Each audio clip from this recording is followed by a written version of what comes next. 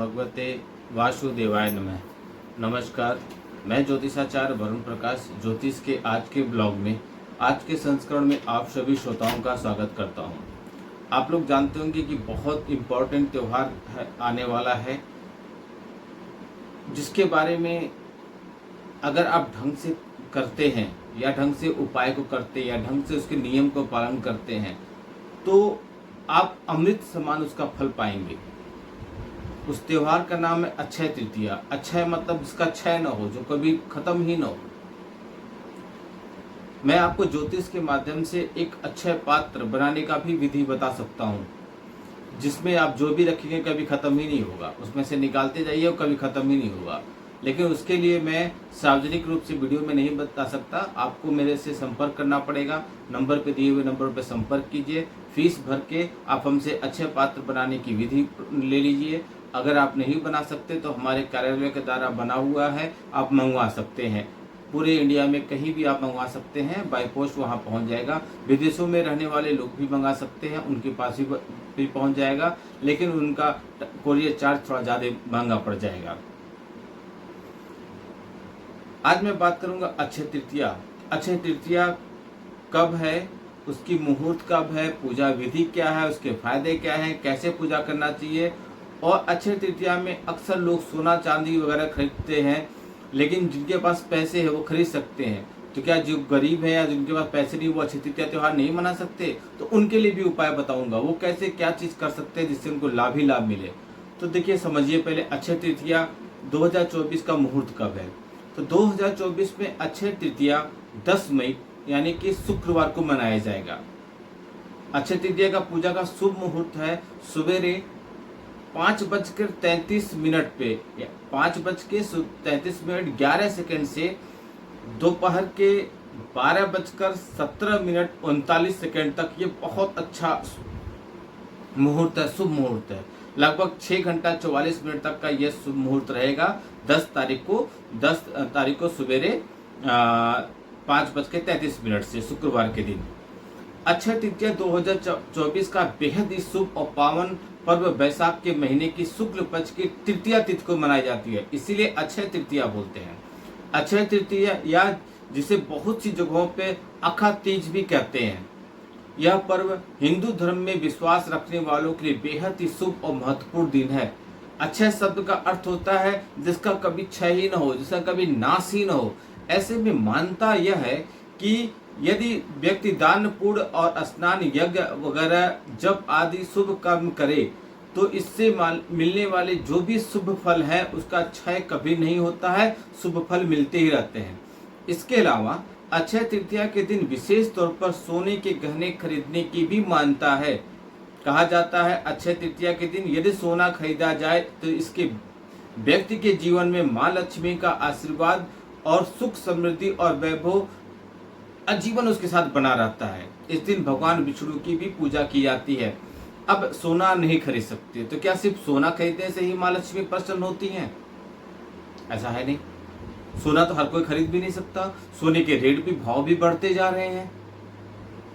तो और क्या चीजें ऐसी हैं जो हम खरीद सकते हैं और माँ लक्ष्मी उससे प्रसन्न हो सकती है, उसके विषय में मैं आपको कार्यक्रम के अंत में बताऊंगा।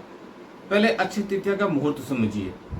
बैसाख माह में शुक्ल पक्ष की तृतीया अगर दिन के प्रथम मार्ग में हो तो उस दिन यह त्योहार मनाया जाता है। यदि प्रथम भाग में हो तो यह अक्षय तृतीया का त्योहार होता है। यदि तृतीया तिथि लगातार 2 दिन पूर्वार्ध में हो तो अगले दिन यह पर्व मनाया जाता है। हालांकि कुछ लोगों का ऐसा मानना है कि इस पर्व अगले दिन में तभी मनाया जाएगा जब यह तिथि सूर्योदय से 3 मुहूर्त तक या इससे अधिक समय तक हो। तृतीया तिथि में यदि सोमवार या बुधवार के साथ रोहिणी नक्षत्र पड़ जाए तो यह सबसे उत्तम है, सबसे श्रेष्ठ माना जाता है। क्या करेंगे, पूजन विधि कैसे करेंगे? मुहूर्त मैंने बता दिया है, सुबह का है 12 बजे तक है, 6 घंटा कुछ मिनट 44 मिनट का है। आप मुहूर्त के हिसाब से कीजिए। इस दिन व्रत करने आपको चाहिए। सुबह स्नान करने के बाद शुद्ध होकर पीले वस्त्र धारण कीजिए। अपने घर के मंदिर में विष्णु जी को गंगा जल से शुद्ध करके तुलसी, पीले फूलों की माला और पीले फूल उनको अर्पित कीजिए। फिर धूप बत्ती ज्योति जलाकर पीले आसन पर बैठकर विष्णु जी के संबंधित पाठ, कौन से संबंधित पाठ, विष्णु सहस्रनामा या विष्णु चालीसा पढ़ने के बाद विष्णु जी की आरती कीजिए। साथ ही इस दिन विष्णु जी के नाम से गरीबों को खिलाना या दान देना अत्यंत ही बहुत ही फलदायी होता है। अगर आपने व्रत रखना आपके लिए संभव नहीं हो पा रहा है तो पीला मीठा हलवा या केला या पीले मीठे चावल बनाकर खा सकते हैं। पौराणिक कथा के अनुसार इस दिन नर नारायण परशुराम व हयग्रीव अवतार हुआ था, इसलिए मान्यता अनुसार कुछ लोग नर नारायण परशुराम व हयग्रीव जी का पूजा करते हैं। जौ और गेहूं या सत्तू, कोमल ककड़ी या भीगी चने की दाल भोग के रूप में उनको अर्पित करते हैं। अब अक्षय तृतीया की कथा क्या है, क्यों ये इतना महत्वपूर्ण है? तो हिंदू पुराण के अनुसार युधिष्ठिर ने भगवान श्री कृष्ण से अक्षय तृतीया का महत्व जानने के लिए अपनी इच्छा बताई। तो भगवान श्री कृष्ण ने उनको बताया कि यह परम पुण्य तिथि है। इस दिन दोपहर से पूर्व स्नान, जप, तप, होम, यज्ञ, आप पितृ तर्पण जो भी करते हैं, दान आदि करते हो, व्यक्ति के लिए बहुत ही पूर्ण फल देने वाला होता है। प्राचीन काल में एक गरीब, सदाचारी तथा देवताओं में श्रद्धा रखने वाला वैश्य रहता था। वह गरीब होने के कारण बड़ा ही व्याकुल रहता था। उसे किसी ने इस व्रत को करने की सलाह दी। उसने इस पर्व में आने पर गंगा में स्नान तथा विधि पूर्वक देवी देवताओं का पूजा करने का विशेषता बताए। यही वैश्य अगले जन्म में कुशावती का राजा बना। अक्षय तृतीया को पूजा व दान के प्रभाव से बहुत ही धनी और प्रतापी बना सकते हैं आप। यह अक्षय तृतीया का बहुत ही पूर्ण प्रभाव होता है। अक्षय तृतीया का महत्व क्या है? अक्षय तृतीया का दिन साल के उन 3.5 मुहूर्तों में से एक है जो सबसे शुभ माने जाते हैं। इस दिन अधिकांश शुभ कार्य किए जाते हैं। इस दिन गंगा स्नान करने का भी बड़ा ही महत्व है, लेकिन अगर आप गंगा स्नान नहीं कर सकते तो आपके पास गंगा जल होगा, पानी में मिलाकर स्नान कीजिए। गंगा जल भी नहीं हो तो आजकल गंगा जल पूजा पाठ की दुकानों में बहुत आसानी से मिल जा रहा है। जो मनुष्य इस दिन गंगा स्नान करता है वह निश्चित ही सारे पापों से मुक्त हो जाता है। इस दिन पितृ श्राद्ध करने का भी विधान है। जो लोग जौ, गेहूं, चने, सत्तू, दही, चावल, दूध से बने पदार्थ आदि सामग्री का दान अपने पितरों, पूर्वजों के नाम से करते हैं, किसी ब्राह्मण को भोजन कराना चाहिए, उनको बहुत पुण्य मिलता है। उस दिन किसी तीर्थ स्थान पर अपने पितरों के नाम से श्राद्ध व तर्पण करना बहुत ही शुभ माना जाता है। कुछ लोग यह भी मानते हैं कि सोना खरीदना इस दिन बहुत शुभ होता है। मैं बताऊंगा आपको, अगर सोना नहीं खरीद सकते तो क्या खरीदना आपके लिए बहुत शुभ रहेगा। इस तिथि को परशुराम जी का अवतार हुआ था। त्रेता युग का प्रारंभ भी इसी तिथि से हुआ था। इस दिन श्री बद्रीनाथ जी के पट खुलते हैं। आपको मालूम है चारों धाम में से एक धाम बद्री धाम प्रथम धाम है, उसके दरवाजे भी खुल जाते हैं। कुछ लोग चारों धाम को उत्तराखंड के 4 धाम से बद्रीनाथ, केदारनाथ, गंगोत्री, यमुनोत्री से जोड़कर देखते हैं, लेकिन ये नहीं है। 4 धाम हमारे अलग हैं। बद्रीनाथ, आप जगन्नाथ, पुरी, रामेश्वरम और द्वारिकाधीश, ये 4 धाम हैं। इन्हीं सब कारणों से इस त्योहार को बड़ा पवित्र और महान फल देने वाला बताया गया है। आशा करते हैं इस वीडियो के माध्यम से आपको पूरा लाभ मिलेगा। अब मैं आपको बताऊं कि अक्षय तृतीया के दिन आप क्या खरीदिए। तो सबसे पहला चीज है आप रुई खरीदिए। रुई क्यों खरीदिए? अगर आप सोना नहीं खरीद सकते हैं तब की बात कर रहा हूं मैं। रुई खरीदने से जीवन में शांति बनी रहती है। दूसरा चीज, सेंधा नमक कीजिए।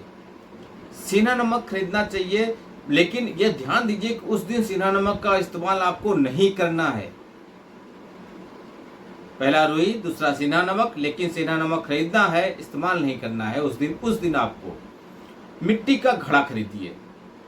मिट्टी का घड़ा खरीदना भी सोना खरीदने के बराबर माना जाता है। माता लक्ष्मी जी को बहुत पसंद है मिट्टी का घड़ा। फिर आप खरीदिए पीली सरसों। पीली सरसों खरीदना भी बहुत ही शुभ माना जाता है। यह खरीदना आपके लिए बहुत अच्छा माना जाता है। और 5वीं चीज खरीदिए 5 पीली कौड़ी। सिर्फ 5 पीली कौड़ी। बहुत छोटे उपाय हैं, बहुत सस्ते उपाय हैं। यह खरीदिए रुई, सेंधा नमक, सेंधा नमक को आपको उस दिन इस्तेमाल नहीं करना है। मिट्टी का घड़ा, छोटा बड़ा कोई भी साथ लीजिए, कलश जैसा ले लीजिए। पीली सरसों और 5 पीली कौड़ी, इसको लेके आइए, माता लक्ष्मी जी विष्णु जी भगवान के पास रखिए और अगले दिन इसको पीले वस्त्र में इसको रख के पुटली बना के कहीं भी रख दीजिए अपने स्थान पे, आपको लाभ ही लाभ होगा। यह था अक्षय तृतीया का महत्व, क्या खरीदारी करना चाहिए, इसका पूजन पाठ विधि क्या है, मुहूर्त क्या है, आप इसका पालन कीजिए।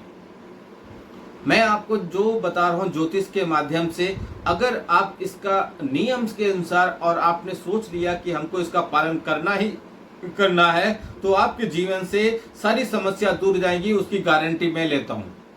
बशर्ते आपको ईश्वर पर विश्वास होना चाहिए। जो आपको विधि विधान बताया जाए उसका आपको पालन करना है, अनुसरण करना है और नियम का भी पालन करना है। जीवन भर के लिए नहीं है, क्षणिक उपाय है।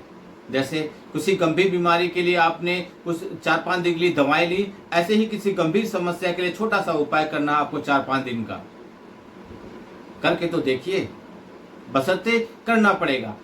एक ज्योतिष शास्त्र में और अच्छी विशेषता है कि अगर आप कर पाने में असमर्थ हैं तो आप जहां पे भी हैं वहां से संकल्प लीजिए हमारे कार्यालय में, और आपके द्वारा आपके लिए, आपके नाम पे, आपके गोत्र के हिसाब से हमारे कार्यालय में आपके ग्रह की शांति का जो भी विधान है उसके द्वारा किया जाएगा और आपको इससे लाभ मिलेगा।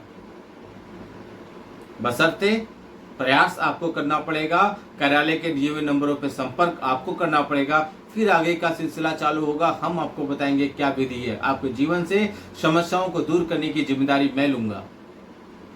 लेकिन नियम का पालन करना, दृढ़ संकल्पी होना, इसका आपको मानना पड़ेगा, अपने ऊपर जिम्मेदारी उठानी पड़ेगी। डॉक्टर और पेशेंट दोनों के भागीदारी के साथ ही इलाज सफल होता है। डॉक्टर इलाज करेगा तो पेशेंट को दवाओं टाइम पे लेनी पड़ेगी, नियम का पालन करना पड़ेगा। जो परहेज करने के लिए डॉक्टर बोलते हैं उसको मानना पड़ेगा, तभी तो आप स्वस्थ होंगे। वीडियो को बहुत लोग तक पहुंचाइए जिससे सारे लोग इसका लाभ उठा सके। अधिक से अधिक मात्रा में शेयर कीजिए।